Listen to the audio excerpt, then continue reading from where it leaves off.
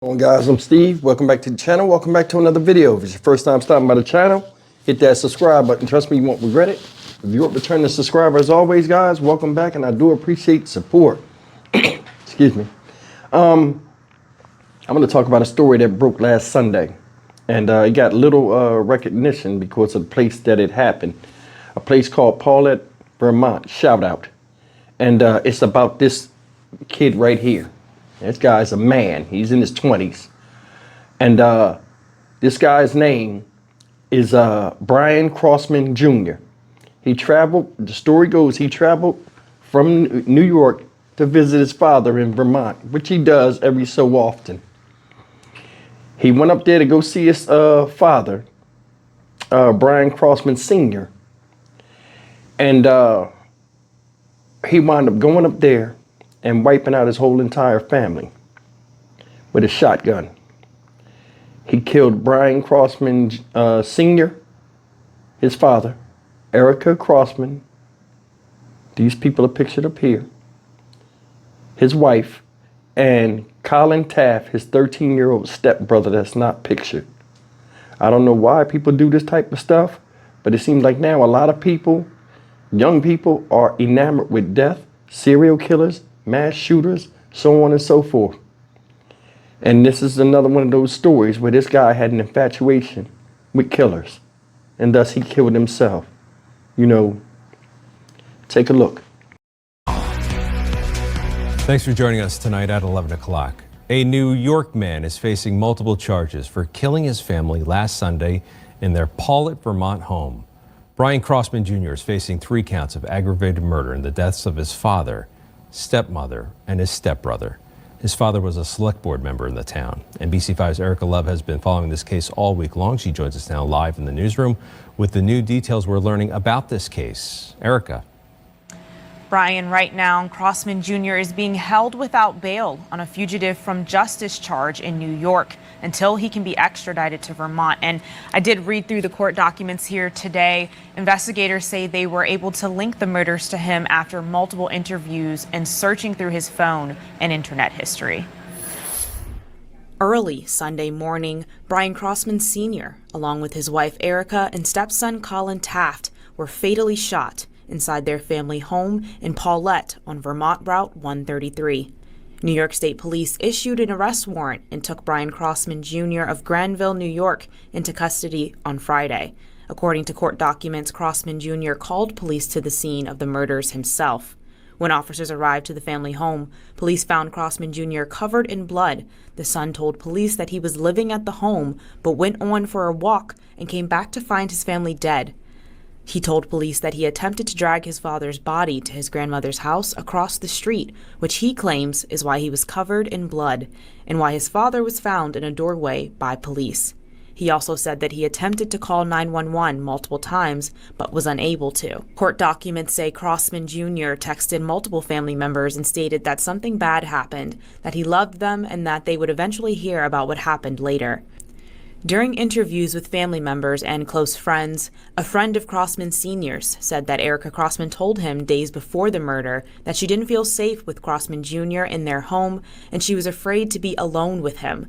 Law enforcement also found multiple guns throughout the property, with people close to Crossman Sr. saying he enjoyed hunting. Investigators also looked through Crossman Jr.'s internet history. They say he researched content related to serial killers and unresolved murders.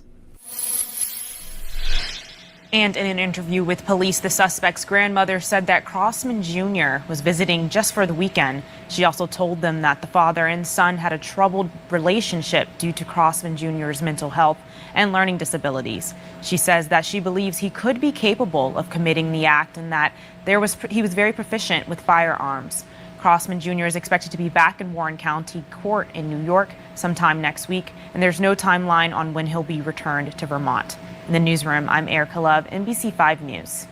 It's always amazing to me that people here watch these documentaries of some of the craziest serial killers in history, and they see the notoriety these people get, and they want that notoriety. But they never look at the outcome of what happened to said person after they did this deed. This guy right here is an idiot. Now, they said he suffered from some type of mental illness, but they said he was proficient in firearms. How is that possible? You know he's screwy in the head. Why would you give him instruments of destruction that he turned on you? Now, I understand the man was an avid hunter and wanted to share things with his son, but if your son ain't right in the head, some things he shouldn't see or do. Now, am I blaming the people? No, because, I mean, this guy's in his 20s. He might have some type of mental illness or disability, but still, come on. We was taught it a long time ago when we was young not to hit. That's one of the first things they teach you. Don't hurt anybody else because you don't want nobody hurting you. This guy went up to this man's house, took a shotgun out of the house he probably used before hunting with his father, and used it on him. He killed not only him, the wife, and the little boy. Think about it, a 13-year-old kid he shot with a shotgun, then tried to pull his dad to the door. In my opinion, he tried to stage it like it was a home invasion. Another thing that's crazy about this is this. These guys want to do all this killing, but they don't have they can't pass an interrogation asking them basic questions, and they get tripped up and get caught. He texting his mom, "Dad's dead. I love you. I don't want to say too much. The cops are here." Idiot. Idiot. Learning disability or not. That is stupidness. And you're seeing it now. A lot of younger people, and kids are turning around and taking their parents' lives. What is this about? Seriously, I remember when little boys was younger, they ain't dead their mother. Nowadays, you'll take them out at the blink of an eye. Killed his dad. Dad was in his life, and he killed him. I don't know if it's because he had a new wife or anyone on with another life and living in another state, but I mean, that's his choice. If you don't like that, you ain't got to go up there. See what the woman said? He gave off creep vibes. I don't feel safe with him in the house. Told her husband. And now look what happened. Right before this happened, she said, I don't want to be alone with him. You know what I mean? Because I'm going to tell you something. There are crazy people out here, and they got something in their eyes that other people can read, and it makes them feel unsettled. And I'm sure he had that. Look, I want you to think about something, man. This guy knew how to look up prolific killers in history, devise a way for him to do it, and want to be a part of that. Now he's looking stupid in jail. I wonder if this is going to be a federal case because he went from one state to another to commit a crime. I guess we'll have to see.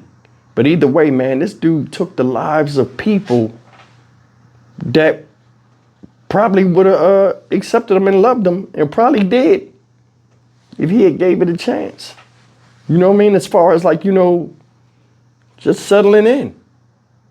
But either way, I don't feel sorry for him or what he did or anything. But I mean, what's messed up is it's like family ain't family no more. It's not. If you're not getting your ass tore out the frame by an innocent stranger, it's your family that's putting a knife in your back or the bullet in your ribs or blowing your head off. It's crazy. I'm Stock Market Steve for the Dynamic Reason channel. As always, like, comment, share, and subscribe. I'll see you in the next video. Take care, man. They need to put a lid on this type of violence because I don't know where it started from, but it's out of control. I'll see you in the next video. Take care.